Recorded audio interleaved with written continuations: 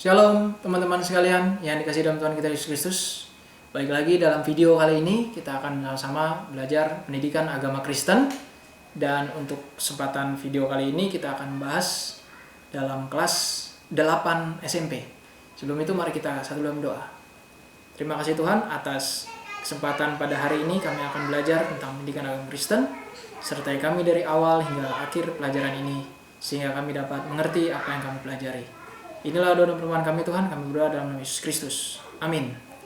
Baiklah teman-teman sekalian, sebelum kita lanjut dalam pelajaran kali ini, saya akan memperkenalkan buku yang kita akan pakai, yaitu seperti ini bukunya, Pendidikan Agama Kristen dan Budi Pekerti, penerbit BPK Gunung Mulia, kurikulum 2013 edisi revisi untuk kelas 8 SMP.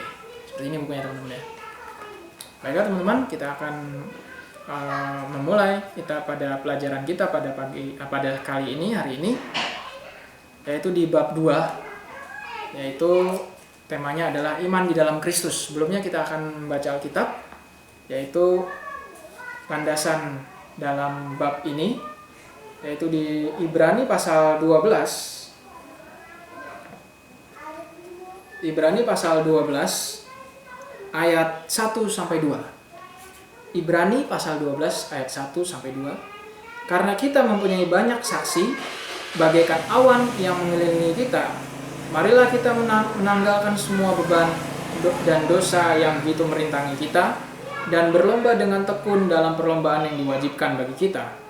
Marilah kita melakukannya dengan mata yang tertuju kepada Yesus yang memimpin kita dalam iman dan yang membawa iman kita itu kepada kesempurnaan, dan yang dengan mengabaikan kehinaan tekun memikul salib, ganti sukacita yang disediakan bagi kita, yang disediakan bagi Dia yang sekarang duduk di sebelah kanan takhta Allah. Demikian bacaan Alkitab kita sebagai landasan Alkitab pada hari ini atau pelajaran kali ini, yaitu di bab 2, iman di dalam Kristus. Di sini ada 4 subbab ya. Ada 4 subbab. Yang pertama, makna di dalam Kristus. Yang kedua, akulah jalan, kebenaran, dan hidup. Yang ketiga, hanya kasih karunia. Dan yang terakhir, respons terhadap anugerah Allah.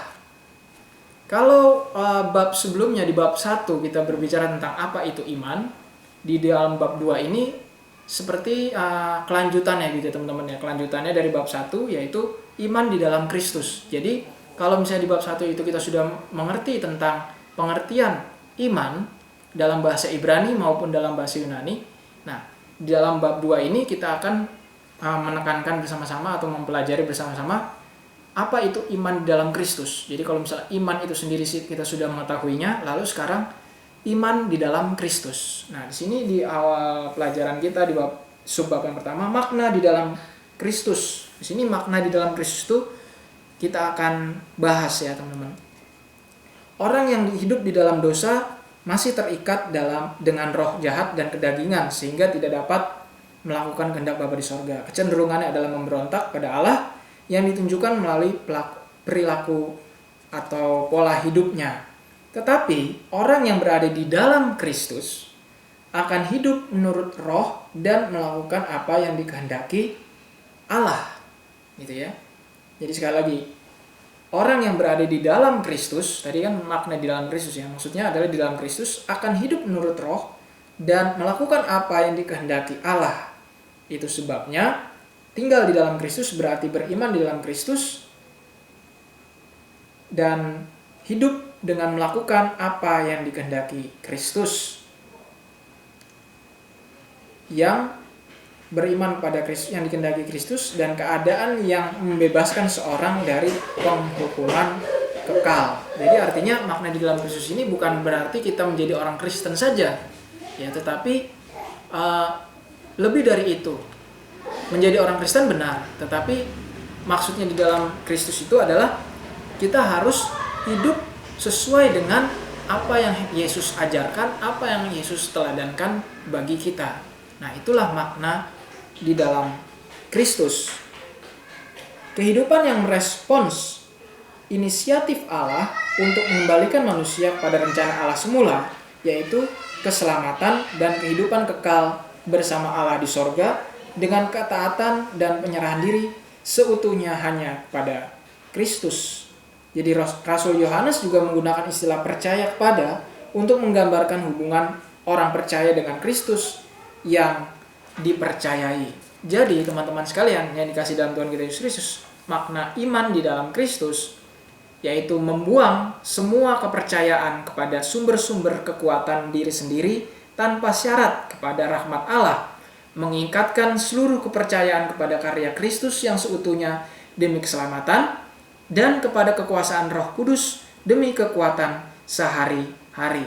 Dan sebab iman di dalam Kristus mencakup kepercayaan yang utuh dan ketaatan mutlak hanya pada Allah. Jadi makna yang terdalam mengenai di dalam Kristus adalah kita melakukan kehendaknya, bersekutu dan juga mengikuti ajaran teladan yang seperti Yesus ajarkan kepada kita.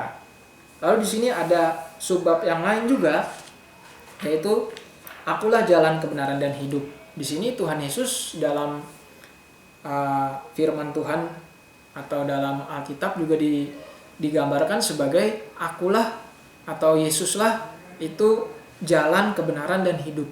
Nah, maksudnya apa di sini? Yang pertama, Yesus jalan atau akulah jalan. Di sini artinya pada masa perjanjian lama hingga perjanjian baru itu kan, kalau yang namanya mau menghadap Allah, mau menghadap kehadiran Allah itu tidak gampang ya, harus diwakili oleh imam. Nah, begitu setelah kematian Yesus dan setelah kebangkitannya juga, di situ tabir bait Allah terbelah dua. Itu menunjukkan bahwa tidak ada lagi perpisahan atau tidak ada lagi perbedaan antara yang kudus dan yang maha kudus. Artinya di sini adalah bahwa tanda bahwa telah terbuka jalan kepada Allah dan semua orang dapat menghampiri Allah. Jadi tidak hanya orang-orang tertentu saja yang dapat menghampiri Allah, tetapi di sini Yesus membuka jalan kepada semua orang yang mau menghampiri Allah, yang mau menghampiri kekudusan Allah, dengan bukti bahwa terbelahnya tabir menjadi dua. Gitu ya. Jadi artinya yang kita mau simpulkan di sini atau kita mau tekankan di sini adalah dalam pelajaran ini Tuhan tidak membeda-bedakan manusia. Semuanya bisa menghadap Allah, bisa bersekutu dan juga menghampiri kekudusannya. Nah, ini bukti dari kerendahan hati Allah kepada manusia. Di sini Tuhan Yesus sendiri membuka jalannya untuk bisa kita hampiri, bisa kita dekati gitu ya, bersandar kepada Yesus. Nah, pertanyaannya apakah kita mau seperti itu atau tidak? Ini jalan sudah terbuka. Yang menjadi respon kita, apakah kita mau melakukan itu atau tidak? Lalu yang kedua, akulah kebenaran. Banyak kebenaran di luar sana, tetapi hanya ada satu kebenaran, yaitu di dalam Yesus Kristus, gitu ya.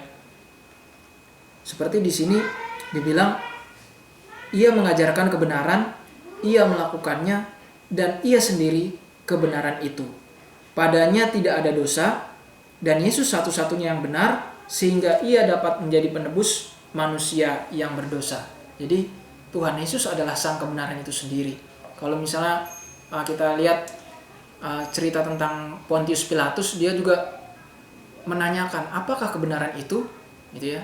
Nah, kita juga sebagai manusia juga bertanya-tanya, sama seperti Pontius Pilatus juga ya, apakah kebenaran itu? Nah, kalau misalnya kita masih bertanya seperti itu, berarti kita masih belum memahami apa kebenaran. Padahal Allah yang kita sembah, Tuhan yang kita sembah itulah kebenaran, yaitu Yesus Kristus sendiri adalah kebenaran. Dan yang ketiga adalah akulah hidup.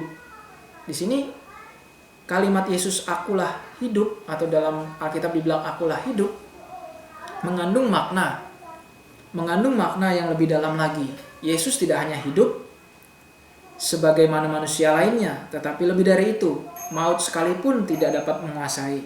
Sebab setelah kematiannya pada hari ketiga, Yesus bangkit dari antara orang mati, dan kebangkitannya adalah kemenangan atas maut. Ini yang maksudnya hidup. Akulah hidup. Walaupun Tuhan Yesus rela mati di kayu salib dan untuk menebus dosa-dosa manusia, namun dia hidup, dia bangkit dan akan terus menyertai kita sampai akhir zaman. Seperti amanat agung dalam Injil Matius pasal 28 ya. Ia hidup dan dapat memberikan kehidupan kepada manusia, bahkan kehidupan kekal. Dan akulah hidup, maka barang siapa yang beriman dalam Kristus harus dimenangkan atas maut dan menerima kehidupan yang kekal. Artinya, bagi siapa yang percaya pada Yesus, kehidupan yang kekal sudah diterimanya. Menyangkut akan itu, kita berlanjut ke subbab yang berikutnya, yaitu hanya kasih karunia. Pertanyaannya, ketika kita sudah memegang keselamatan itu, apa yang kita harus lakukan? Ya kan? Kita harus ada kasih karunia Allah itu sudah dikaruniakan kepada kita. Lalu selanjutnya kita mau ngapain gitu ya? Mau melakukan apa dari kasih karunia? Jadi iman adalah kasih karunia Allah, mengandung makna ketergantungan manusia secara penuh kepada Allah yang hanya dapat bertumbuh jika seseorang hidup dalam hubungan akrab dengan Allah setiap hari di dalam seluruh kehidupannya. Jadi yang dimaksudkan apa yang kita harus lakukan adalah kita harus bergaul akrab dengan Tuhan, bergaul akrab dengan Allah.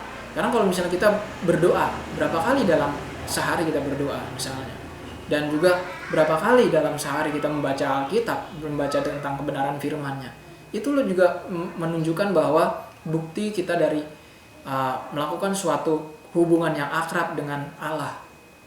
Ketika keselamatan itu sudah dianugerahkan, sudah dikaruniakan pada kita, sudah semestinya kita harus bergaul dan mendekatkan diri kepada Tuhan kita Yesus Kristus. Dan yang subbab yang terakhir, respons terhadap anugerah Allah. Ada orang yang merasa kecewa karena mengalami berbagai kesusahan. Namun ada juga yang justru merasa hubungannya dengan Allah semakin dekat karena berbagai masalah. Dan ada juga banyak orang di luar sana melupakan Allah saat mengalami kesuksesan dan kelimpahan. Tetapi ada juga orang yang justru melayani Allah dengan semua yang dimilikinya. Nah, pertanyaannya, posisi kita di mana? Gitu ya. Apakah di dalam mengalami kesusahan kita meninggalkan Tuhan? Atau dalam kesusahan kita malah mendekatkan diri kepada Tuhan? Atau dalam kesuksesan kita menjauhi Tuhan? Seolah-olah kita hebat gitu ya. Perjuangan kita yang karena perjuangan saya menjadi sukses. Atau dalam perjuangan ketika kita sudah sukses, kita malah melayani Tuhan dengan berkat yang sudah Tuhan berikan pada kita. Nah, pertanyaannya, sebagai remaja Kristen, kita di mana posisinya? Apakah kita menjauhi Allah ketika susah, atau mendekati Allah, atau bagaimana? Nah, itu semua tergantung pada teman-teman sekalian. Jadi teman-teman sekalian yang dikasihi dalam Tuhan kita Yesus Kristus, respons terhadap anugerah Allah sebaiknya, baik itu kita mau susah ataupun senang, kita juga harus tetap bersama-sama dengan Allah, tetap mengandalkan pimpinan penyertaan dari Tuhan. Jangan sampai ketika kita sudah sukses, begitu kita naik kelas ataupun kita nilai ulangannya bagus, kita melupakan Allah, seolah-olah kita bekerja sendiri. Ataupun kalau misalnya kita sedang kesusahan, kita marah-marah, kita tidak terima dengan kesusahan itu dan menyalahkan Tuhan. Nah, tetapi dengan kesusahan itu kita harusnya mendekatkan diri kembali kepada Tuhan. Kita mengoreksi diri kita sendiri, apa yang salah dalam kehidupan kita, dan selalu meminta pertolongan kepada Tuhan kita Yesus Kristus. Seperti itu ya teman-teman ya. Jadi dalam bab 2 ini, iman di dalam Kristus, semoga kita ditambahkan lagi iman kita dikuatkan lagi iman kita, jangan sampai berpaling, jangan sampai terjerumus dalam dosa, dan juga jangan sampai berlain hati atau berpindah ke lain hati, seperti itu ya teman-teman ya. Nah, inilah akhir dari pelajaran kita pada kesempatan hari ini. Sebelumnya saya akan memberikan sedikit pertanyaan, atau ada 2 pertanyaan di sini tentang pelajaran atau bab 2 kali ini. Yang pertama adalah, dan juga nih pertanyaan akan saya tulis di kolom deskripsi ya. Sini saya menyampaikan saja. Yang pertama, pertanyaan pertama adalah, Yesus Kristus adalah jalan keselamatan satu-satunya menuju surga. Apa maksudnya? Nah, apa maksudnya? Yesus adalah jalan satu-satunya atau jalan keselamatan satu-satunya menuju surga. Itu maksudnya seperti apa sih? Ya. Nah, itu pertanyaan yang pertama. Yang kedua adalah, apa buktinya kita telah hidup meneladani kehidupan Yesus Kristus? Ya. Apa buktinya kalau kita telah hidup meneladani kehidupan Yesus Kristus? Nah, jawaban teman-teman sekalian bisa di-share lewat kolom komentar di bawah ya, dan juga tadi sudah akan ada di kolom deskripsi pertanyaan tadi. Sebelum kita mengakhiri pelajaran kita pada kesempatan hari ini dalam bab 2, mari kita berdoa. Terima kasih Tuhan atas penyertaan-Mu dalam pelajaran kali ini.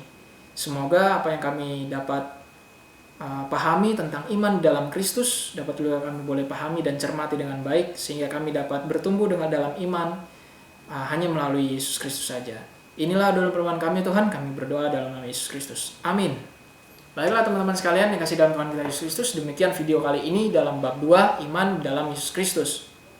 Dan nantikan video selanjutnya, kesempatan berikutnya di bab 3 untuk kelas 8 SMP ini. Saya Pendeta Felix Andaria mengakhiri video kali ini. Terima kasih, kiranya Tuhan kita Yesus Kristus memberkati. Shalom.